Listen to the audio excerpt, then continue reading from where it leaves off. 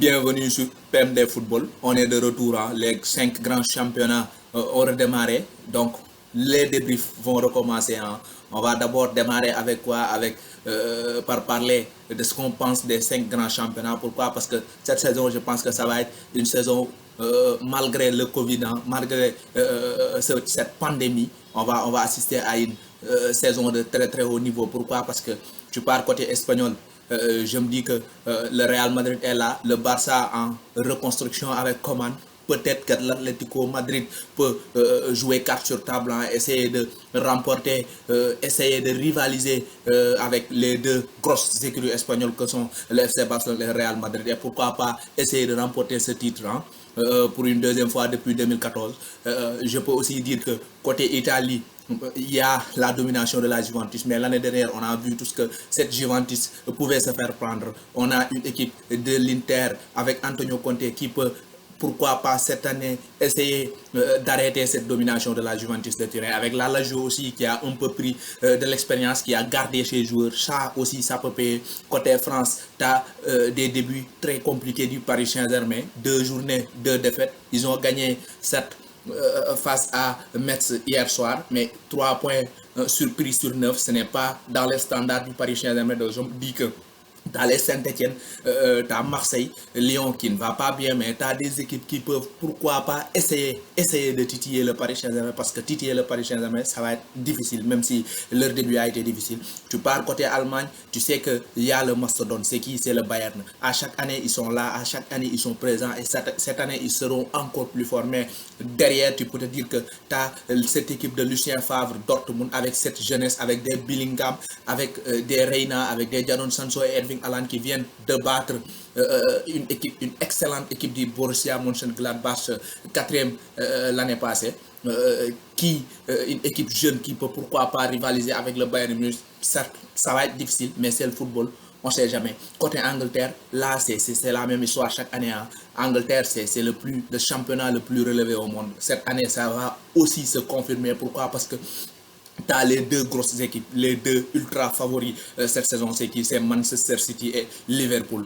Ces 2 équipes, elles vont se battre pour remporter le championnat. Ça, c'est sûr. Liverpool, avec cette équipe, avec l'arrivée de Diogo Jota et de Thiago Alcantara, cette équipe citizen, avec l'arrivée de Nathan Ake et Ferran Torres, et pourquoi pas peut-être Kalidou Koulibaly, ils vont se battre pour le titre. Derrière eux, tu as Chelsea avec un recrutement énorme. Thiago Silva, Ben Chilwell, Havertz, Werner et je veux dire Hakim Ziyech, 5 joueurs qui peuvent prétendre à une place de titulaire dans cette équipe de Chelsea. Et pourquoi pas aussi le Sénégalais Mendy, c'est tout le mal que je lui souhaite.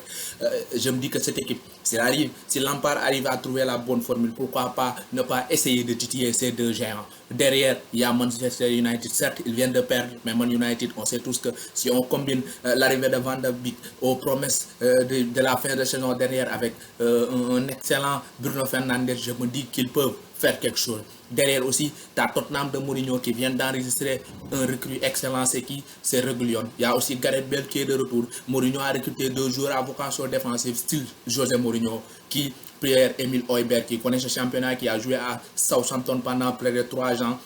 Il y a aussi Doherty, l'excellent latéral de Wolverhampton qui est là. Et derrière, tu as des équipes qui vont te titiller. C'est qui? C'est Wolverhampton. C'est Everton avec un excellent recrutement. James Rodriguez, Alan et Doucouré. 3 excellents ajouts dans cette équipe de Carlo Ancelotti. 2 matchs, 2 victoires. Ça se confirme. Il y a aussi Sheffield United et l'excellent Leeds de Marcelo Bielsa. Donc je me dis que ce championnat, le championnat de cette année, ça va être vraiment, vraiment excellent à voir parce que tu as 10 équipes qui vont jouer du football, tu as 10 équipes qui peuvent faire mal. Et quand je parle de ces 2 équipes, je vais m'accentuer sur l'équipe de Leeds de Bielsa. Pourquoi? Parce que c'est une équipe qui vient d'arriver, mais on a vu que Bielsa, lorsqu'il était à l'Atlético Bilbao, si vous connaissez le Marcelo Bielsa de l'Atlético Bilbao, le Marcelo Bielsa de l'Olympique de Marseille, le Marcelo Bielsa des 2 dernières années avec les United en Championship, tu te dis que ce mec il a pas peur. Ce mec, même face à Liverpool on l'a vu, même face au FC Barcelone, au Real Madrid, il va venir, il va jouer son football. Il peut prendre 5 buts, mais lui il va essayer de marquer plus de 5 buts. Ça c'est vu face à Liverpool, ça c'est vu encore aujourd'hui face à Fulham. Donc chapeau à Bielsa, chapeau à lui. Cette année on va se régaler en Premier League. Maintenant, on entre dans le vif du sujet avec le Bayern de Munich qui a ouvert le bal hier soir face au Schalke, un excellent Bayern de Munich. Le Bayern, ils ont laissé partir Thiago Alcantara. Le Bayern, ils ont laissé partir Philippe Coutinho et Ivan Perisic. Mais t'as Leroy Sané qui reprend le numéro 10 de Robben et Serge Gnabry qui reprend le numéro 7 de Ribéry. On part d'un Ribéry à un Sanabry et ils ont très bien débuté. Gnabry, c'est 3 buts, un triplé. Leroy Sané, c'est un but et 2 passes décisives. Lewandowski, un but et 2 passes décisives. Un excellent Kimmich. Et je veux parler de Kimmich. Pourquoi? Parce que Kimmich, on dirait un mélange de Xavi Alonso. Pourquoi? Parce que la qualité de passe de Kimmich, elle est exceptionnelle. On l'a vu sur ce match.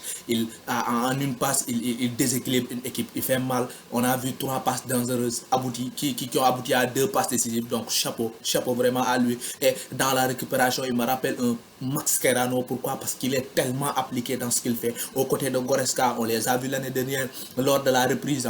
On a vu que cette équipe de Bayern a gagné en solidité défensive, en équilibre. Il n'y avait pas Thiago Alcantara, il était blessé et Hans-Dieter Flick a pu construire son équipe sur ce duo au milieu, ce tandem au milieu qui lui a permis d'avoir un équilibre et qui a permis à cette équipe de Bayern Munich de jouer 25 matchs en 2020 et en gagner 24 et faire un match nul. Donc chapeau à Kimmich. Et quand je vois que le Bayern n'a pas retenu Thiago Alcantara et ils ont donné le numéro 6 à Kimmich, tu te dis que les Allemands ils préparent quelque chose. Pourquoi? Ils préparent le nouveau duo au milieu pour ces 5-6 prochaines années au niveau du Bayern Munich et en même temps en équipe allemande et aussi en attaque aussi le duo aussi Leroy Sané et Serge Gnabry. Ça va être le duo du Bayern Munich lors de ces 5-6 prochaines années et même aussi en Allemagne parce que l'équipe allemande elle est construite à partir du Bayern Munich. On l'a vu en 2014, on va le voir cette année lors de l'Euro 2021. Les 4 joueurs là, ils vont être essentiels dans l'équipe allemande. Chose qui va être très important pour l'équipe allemande parce qu'avec le Bayern, ils vont jouer. On les a vus, ils ont été tous exceptionnels. Cette équipe du Bayern, elle me semble plus forte que celle de l'année dernière. Pourquoi? Parce que tu as Leroy Sané qui a envie de jouer. Tu as Leroy Sané qui s'entend très bien avec Serge Gnabry. Un Serge Gnabry qui va énormément progresser. Je l'ai dit, le Gnabry de l'année dernière, il a été très bon. Mais le Gnabry de cette année va être plus bon que celui de l'année dernière. Pourquoi? Parce qu'il va progresser. Parce que ce mec, il a quelque chose qui est important. C'est que le mec, il est très sérieux dans ce qu'il fait. Quand il faut marquer, il marque. Quand il faut donner le ballon, il donne le ballon. Chapeau à lui. Hier soir, il a fait un très bon match. Lewandowski, il était à 50%, à 40%. N'empêche, il a marqué son but. Il a donné une super passe décisive à Thomas Müller. Müller, même à 6-0, il est impliqué. Il ne lâche rien. Donc, je me dis que cette équipe du Bayern Munich, certes, le Dortmund a de très jeunes joueurs, mais le Bayern est largement favori pour remporter encore une fois ce Bundesliga. Chapeau à Hans-Dieter Flick, il a transformé cette équipe en une équipe monstrueuse. Quand on voit le Bayern de Niko Kovac et le Bayern de Hans-Dieter Flick en ce moment, il y a une énorme différence. Dortmund, il vient de gagner face à Mönchengladbach 3-0. J'ai envie de parler de qui? De Junior Bellingham, l'anglais, le numéro 22. C'est le plus jeune joueur de l'histoire de la Bundesliga à donner une passe décisive. Il a été énorme ce soir. Et quand je me dis qu'il va jouer aux côtés de Reina, aux côtés de Jadon Sancho, aux côtés de Haaland, on peut avoir des rêves quand on est fan du Borussia Dortmund. On est habitué à avoir de jeunes joueurs éclore au niveau de cette équipe. Et cette année, ça va être le cas avec des joueurs qui vont éclore, comme je l'ai dit, Bellingham et Reina, et des joueurs qui vont confirmer, à savoir Erling Haaland, buteur, et Jadon Sancho, encore une fois, passeur décisif. Cette équipe, elle va faire match cette année, mais le Bayern est beaucoup plus fort et le Bayern sera, à mon humble avis, champion à la fin. Manchester United vient de perdre 3 buts à 1 face à Crystal Palace de Zaha. Zaha, il va falloir qu'on parle de Zaha parce que Zaha, on le voit, capitaine Zaha, il a marqué 2 buts. Zaha, il a été un poison tout au long de ce match pour cette défense de Manu. Lindelof et Maguire, ils ont souffert. Zaha, il mérite de jouer dans une équipe du top 600 parce que quand je vois que tu pars à Manu, je me dis que Zaha Rashford, il y a concurrence. Tu pars à City, je me dis que Zaha, sur ce qu'il est en train de faire en ce moment avec l'attaque de Citizen, il peut jouer dans cette équipe.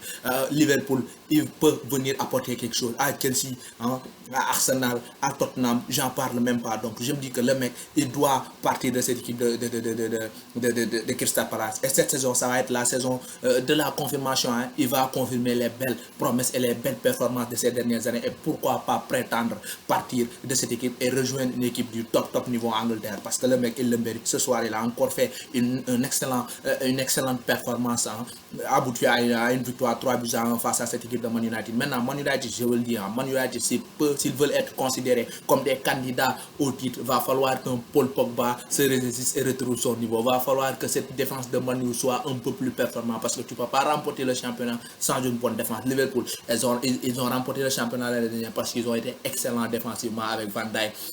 Donc je me dis que Man City, ils l'ont remporté il y a de cela 2 ans. Pourquoi? Parce qu'il y avait un taulier, c'était Compagnie qui a, on se souvient tous de ce but victorieux qui permettait à Man City d'être champion, cette lourde frappe. Donc je me dis que Man United, s'ils veulent être parmi les prétendants à ce titre cette année, il va falloir que défensivement il se gère et que Paul Pogba joue à son meilleur niveau. Parce que j'ai vu quelqu'un entrer, c'est l'Hollandais Van de Beek. Il est venu, il a marqué son but pour une première à Old Trafford. Je me dis que si ce mec prend de la confiance, soit il va mettre Paul Pogba sur le banc, soit il va le pousser à jouer à son meilleur niveau parce qu'il y aura de la concurrence cette année à Manu. Donc Paul Pogba, il n'a qu'à se gérer pour permettre à cette équipe de Manchester United de performer. Maintenant, c'était un premier match. Hein, il va falloir laisser du temps à cette équipe. Il y a des jeunes qui ne sont pas encore en forme. Greenwood, on l'a vu, il est rentré en deuxième période. Rashford, ça reste. Martial aussi. Il va falloir faire un peu plus de travail pour revenir à son meilleur niveau. Bruno Fernandes aussi. On a vu un Bruno Fernandes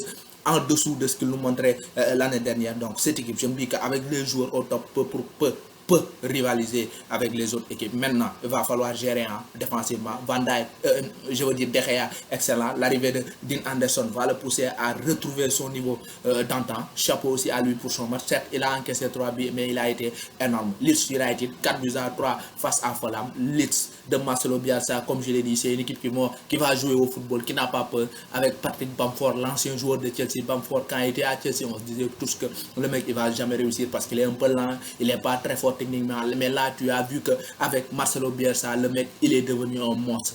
Offensivement, il s'est marqué des buts, il sait faire donner des passes décisives, il sait garder le ballon et il sait se battre pour ses coéquipiers. Donc chapeau à lui, il a fait un très bon match. Je peux aussi parler de Phillips, le milieu de terrain, parce que le mec il joue 4-1-4-1.